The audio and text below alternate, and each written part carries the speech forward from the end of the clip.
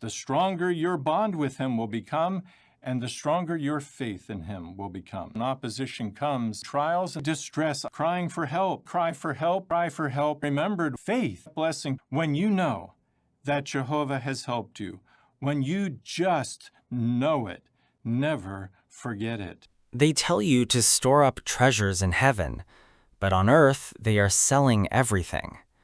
Over the last 5 years, the Watchtower Bible and Tract Society has quietly offloaded over $2 billion in property.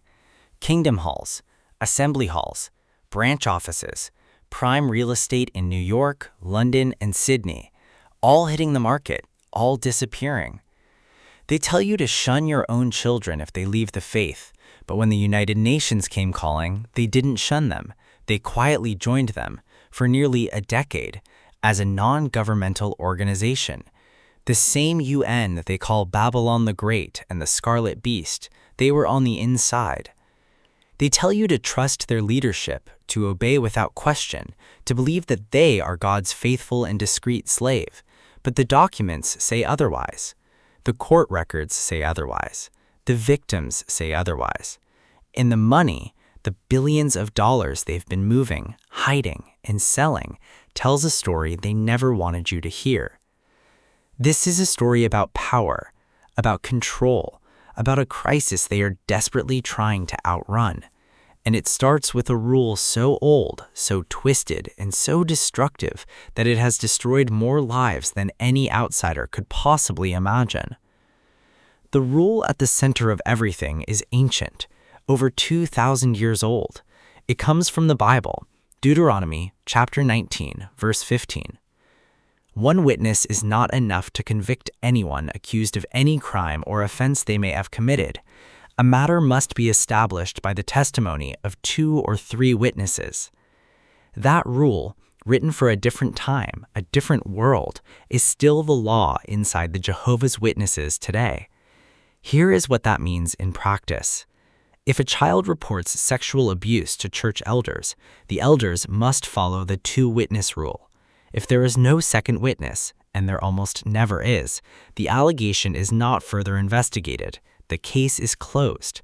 The abuser stays in the congregation. Unless the abuser confesses, and abusers rarely confess. The Australian Royal Commission examined this rule in detail. They called it inflexible. They said it was devised for a different era, and they found that when a victim's allegation cannot be corroborated by a second witness, the victim is necessarily disempowered and subjected to ongoing traumatization.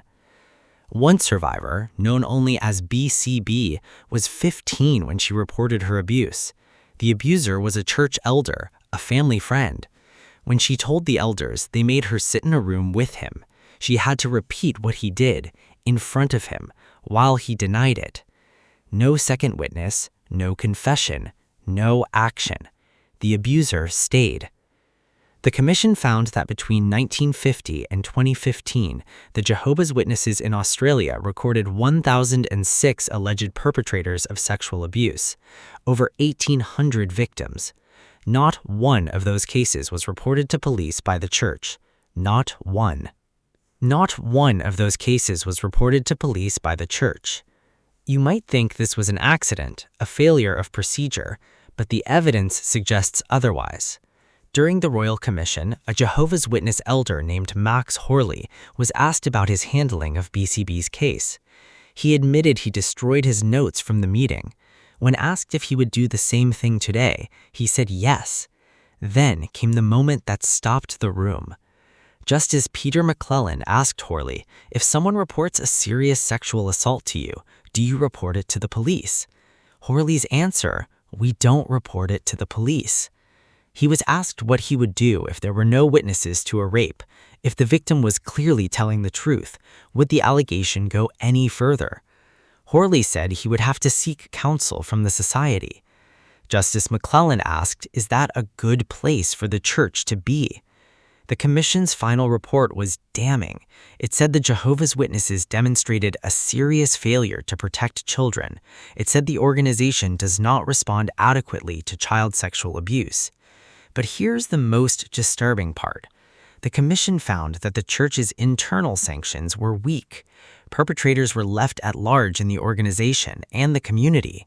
The organization had little regard for the risk that offenders might reoffend. Of the 401 members expelled for abuse between 1950 and 2015, more than half were later reinstated. 35 were welcomed back multiple times. The church knew, and they did nothing. Of the 401 members expelled for abuse, more than half were later reinstated. Australia was not alone.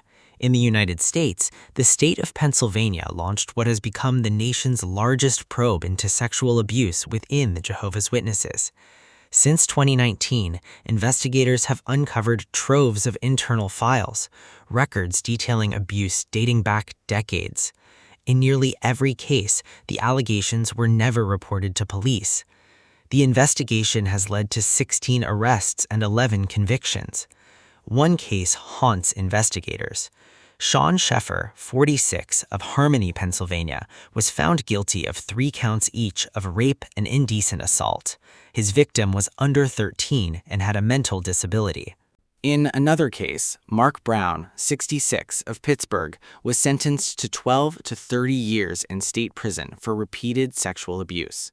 Timothy Willichell, 54, faces multiple felony charges for allegedly assaulting 2 children under the age of 10 more than 3 decades ago. These are not isolated incidents. They are part of a pattern. One survivor told the Pittsburgh Post-Gazette, "It really destroyed me." She said, "You realize it's not just a seed and it's not just a little personal thing. It's rooted all the way up to the headquarters." In Pennsylvania alone, the investigation has led to charges against more than a dozen men. In one case, a man was convicted of repeatedly raping a young girl with autism who struggled to speak before the age of 5. And still, the church says it abhors child sexual abuse. And still, the church says it abhors child sexual abuse. American juries have started to speak, and they are speaking loudly. In Montana, a jury awarded $35 million to a survivor of abuse in the Thompson Falls congregation. The abuse was reported to church leaders in 1998 and again in 2004. The abuser admitted to it. The church did nothing. The abuse continued. At trial, the law firm representing the survivor proved that the Jehovah's Witnesses' policy of keeping abuse reports internal violated state law. The jury found that the church's refusal to report the abuse intentionally disregarded the risk of having a known child abuser in their congregation. In Hawaii, a court awarded $40 million to a woman who was abused at age 12 by a church elder. In California, a jury awarded $28 million to a woman who was sexually abused at age 9 and 10 during a church outing. And in another case, a woman who endured childhood sexual abuse within the congregation secured a $34 million jury verdict. To date, the church has paid out over $100 million in settlements and trial verdicts to survivors in the United States alone. But here is the thing about money. It is just a number. It cannot undo what happened. It cannot bring back a stolen childhood. It cannot mend a broken family. What it can do is force the church to open its books, to testify under oath, to admit what they knew and when they knew it. And that is worth more than any dollar amount. But the crisis is not just about abuse. It is about control. And the most powerful tool of control is shunning. When a Jehovah's Witness is disfellowshipped, excommunicated, they are cut off from everyone they know. Family, friends, spouses, children. All contact must stop. The BBC spoke to a woman named Sarah. She was disfellowshipped after she fled an abusive relationship. Her partner had broken her ribs. When she went to the church for help, they refused to punish him. When she left him, they punished her. The night she was disfellowshipped, her mother refused to speak to her. Her father woke her up at 7 in the morning and kicked her out of the house. "I don't speak to any of my family," she told the BBC. Another former member, John, was disfellowshipped after he missed a memorial service. He had also begun to doubt some of the church's teachings. He lost contact with his 2 adult children. "Sometimes I send them a message saying, 'I love you, I'm still thinking of you.' but usually there's no response. He spent time living in tents and caravans. It was a very isolating time. I didn't have anyone. I felt quite suicidal. The psychological impact is devastating. Former members report depression, alcoholism, suicidal feelings, and self-harm. The fear of being shunned is so powerful that it prevents victims from coming forward. They would rather suffer in silence than lose everyone they love. This is not discipline. This is psychological warfare, and it is by design. In 2025, the church quietly removed some shunning videos from their official channels amid growing global scrutiny. But the policy remains, the practice continues, and the families keep breaking. This is not discipline. This is psychological warfare, and it is by design. The contradictions go deeper than you might think. For years, the Jehovah's Witnesses have taught their members that the United Nations is a disgusting thing in the sight of God. They call it Babylon the Great, the scarlet beast of Revelation. They tell their followers that it represents Satan's attempt at world domination. But here is the thing no one was supposed to know. For nearly a decade, the Jehovah's Witnesses were secretly affiliated with the United Nations as a non-governmental organization. From 1991 to 2001, the Watchtower Bible and Tract Society was listed as one of 1,500 affiliated NGOs. When The Guardian exposed this in October 2001, the fallout was immediate. Within days, the church hurriedly disaffiliated, but the damage was done. More than 14,000 people read the Guardian article within hours of its publication. Witnesses around the world demanded answers. The church's response was to accuse those who brought the evidence to light of apostasy. The hypocrisy was staggering. An organization that claimed to despise the UN had been secretly cooperating with it for years. An organization that demanded absolute transparency from its members had been hiding its own affiliations, and when they got caught, they silenced the messengers. The church never informed its members about this relationship. They never explained why they joined. They never apologized for the deception. They simply withdrew, pretended it never happened, and moved on. The walls are closing in. In Europe, governments are starting to push back. In 2022, the Norwegian government deregistered the Jehovah's Witnesses as a religious association. They cut off state funding, grants that the church had received for 30 years. The reason? The church's shunning practices violated members' rights. In Sweden, the government rejected the Jehovah's Witnesses' application for state funding under a new law that ties support to democratic values. The government found that the church's internal policies, particularly shunning, conflict with Sweden's principles of equality and non-discrimination. In the Czech Republic, the government considered revoking the church's religious registration altogether. And then there is the money. The church is facing financial strain, multiple lawsuits, legal fees, governments withholding payments. In response, they have been selling off property aggressively.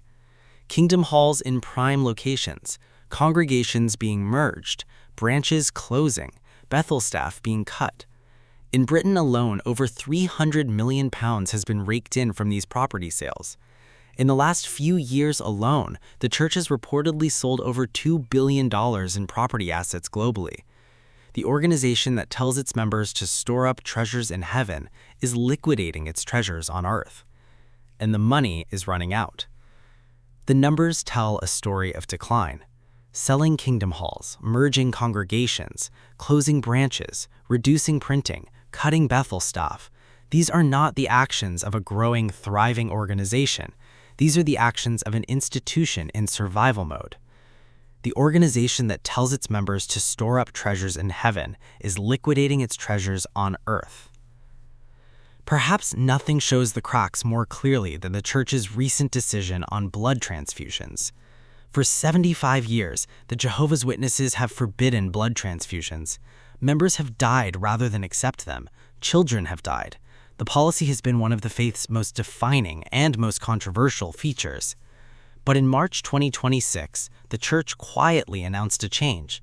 Members are now allowed to have their own blood withdrawn and stored for later use during surgery. The change was announced by Garrett Losh as part of the governing body update number 2 for 2026. It does not overturn the ban on receiving another person's blood, but it is the first significant shift in the religion's transfusion prohibition in 75 years. The change was not presented as a reversal. It was framed as a clarification. But those who have followed the Church's history know what this really is. It is the organization adapting to survive. When legal pressure mounts, when members start questioning, when the costs become too high, the doctrine shifts. It happened with the UN, it's happening with the blood policy, and it will keep happening as long as the Church's survival is on the line. But some things cannot be adjusted away. The victims cannot be unabused. The silence cannot be unbroken. The families cannot be unshattered, and the crisis cannot be unspoken. The crisis cannot be unspoken. So where does this leave us? 1,006 alleged perpetrators, more than 1,800 victims, 65 years of silence, 16 arrests in Pennsylvania, 11 convictions, over $100 million in jury verdicts from just the United States. 2 countries have revoked or denied state funding, billions in property sold, doctrines shifting under pressure. This is not a crisis of belief. This is a crisis of accountability, a crisis of power, a crisis of silence. The Jehovah's Witnesses have spent decades telling their members that the world outside is corrupt, that only they have the truth, that the end is coming. But the end they didn't see coming was their own, not the end of the world, the end of the cover-up, the end of the silence, the end of the trust. The victims are speaking, the courts are listening, the governments are acting. New Zealand's Royal Commission concluded in 2024 that the Jehovah's Witnesses took inadequate steps to prevent and respond to abuse. The Australian Royal Commission found that the Church's policies, primarily based on passages from the Bible, failed to protect children. And the Pennsylvania investigation keeps expanding. More charges, more convictions, more revelations. The door that was always closed, the one behind which secrets were kept and children were hurt and families were destroyed, that door is finally being opened, not by the Church, by the people who survived it. And once a door like that is open, you can't close it again.